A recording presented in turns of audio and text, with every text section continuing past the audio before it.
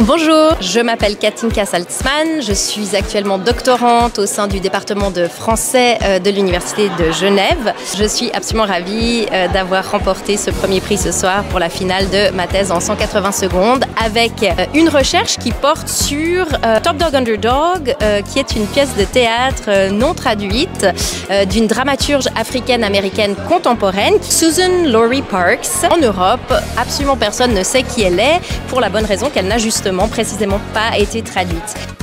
Comment est-ce que vous avez fait pour gérer le stress et est-ce que vous avez pris un porte-bonheur avec vous? Ce qui m'a aidé à gérer mon stress, c'est de travailler, me sentir vraiment prête. Sur la fin, je me faisais tous les matins une petite séance de répétition avec le chrono, etc.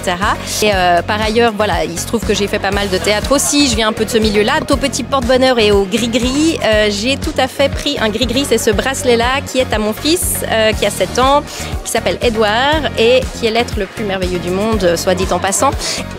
Donc là, vous n'avez pas pu voter comme vous étiez candidate, mais pour qui est-ce que vous auriez voulu voter?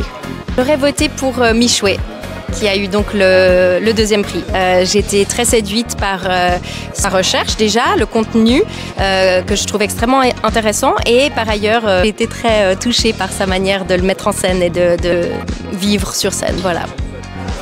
Qu'est-ce qui, selon vous, a rendu votre présentation convaincante auprès du jury?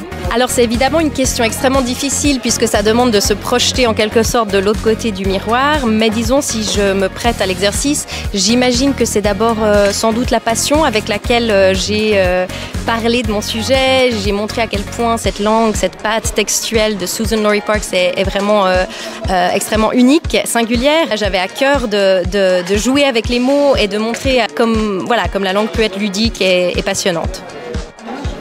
Quel conseil donneriez-vous aux futurs participants? D'être bien entouré dans la préparation. Moi, j'ai eu la chance d'être notamment coachée par un comédien professionnel.